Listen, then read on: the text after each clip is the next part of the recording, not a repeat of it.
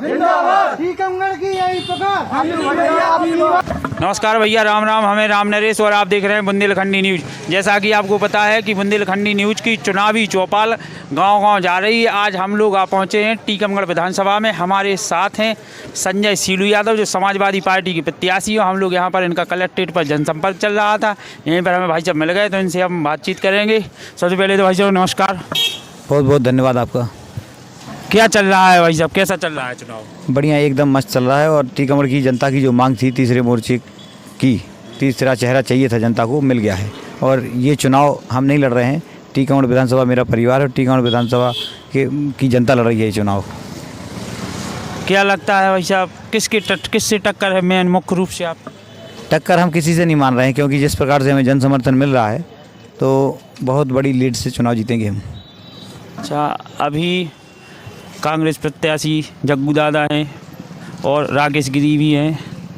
अभी राकेश गिरी जी का प्रचार चल रहा है। अभी हमें उनके समर्थक मिले थे वहाँ पर, वो लोग बोल रहे थे कि हम एक तरफा जीत रहे हैं। कांग्रेस वाले मिलते हैं तो वो लोग बोलते हैं। अच्छा, लाडली बहना योजना है भाजपा की, इससे कुछ फर्क पड़ने वाला है इस चुनाव में? 18 साल से कहाँ थे? 18 साल पहले, 18 साल से सरकार है, तो 18 साल में क्यों नहीं दे पाई?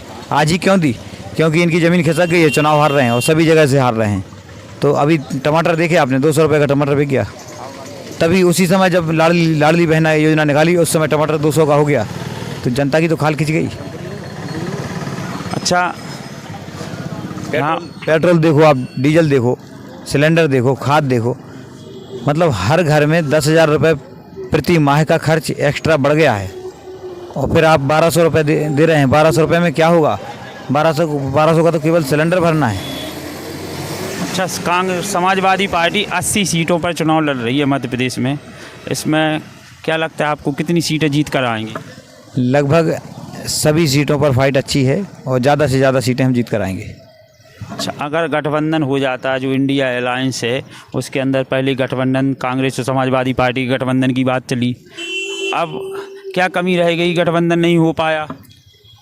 कांग्रेस अपने आप में ओवर कॉन्फिडेंस में थी कर्नाटक का चुनाव जीतने के बाद, तो वो समझ रहे थे कि हम चुनाव जीत रहे हैं, तो गठबंधन में वो हमें उपयुक्त सीटें नहीं दे रहे थे जितनी हमें चाहिए थी। और राष्ट्रीय नेतृत्व की बात चल रही थी।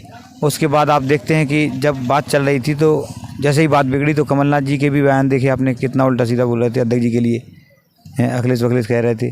तो ये भाषा है कांग्रेसियों की, और इसी भाषा का परिणाम भुगतेंगे ये 3 तारीख को जब रिजल्ट खुलेगा।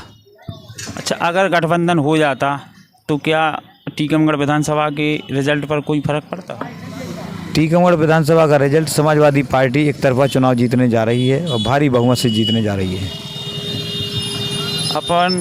आप हमारे चैनल के माध्यम से क्या अपील करना चाहते हैं टीकमगढ़ विधानसभा की जनता से? मैं टीकमगढ़ की विधानसभा की जनता से कहना चाहता हूँ कि इन 5 वर्षों में आपने जो कष्ट झेले हैं, या इससे पहले भी जो आपने विधायक बनाए हैं, आज वो तीनों विधायक चुनाव लड़ रहे हैं और आपके साथ, हमारे साथ मैदान में हैं, तो आपने इनका कार्यकाल देखा है। ये वोट लेकर गांव में कभी वापस नहीं गए और ये फिर 4.5 साल बाद चुनाव लड़ने फिर आ जाते हैं।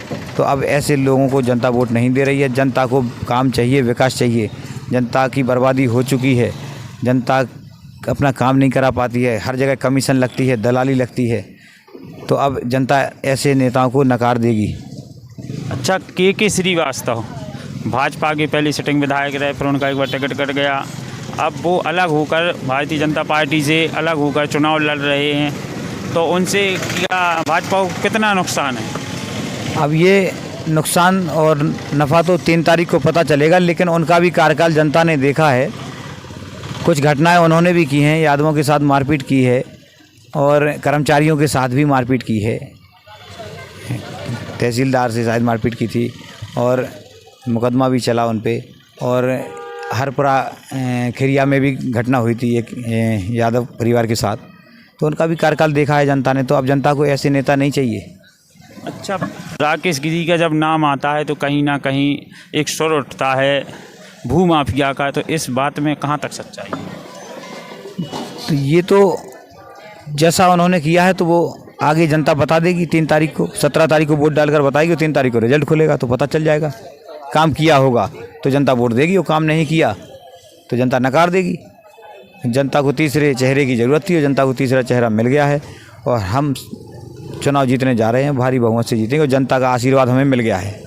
अच्छा, अभी कोई बड़ी जनसभा समाजवादी पार्टी का कोई नेता आने वाला है क्या आने वाले दिनों में? माननीय राष्ट्रीय अध्यक्ष जी की सभा लगने वाली है, 14 तारीख को लगेगी या 15 को। आज लेटर जारी हो जाएगा और कल सबको पता चल जाएगा। बुंदेलखंडी न्यूज़ पर बात करने के लिए बहुत बहुत धन्यवाद। दीपावली की बहुत बहुत हार्दिक शुभकामनाएं भाई साहब आपको। बहुत बहुत धन्यवाद। अपने क्षेत्र और बुंदेलखंड की खबरों को देखने के लिए देखते रहिए बुंदेलखंडी न्यूज़। हम हैं राम नरेश, कैमरामैन मनीष के साथ। नमस्कार।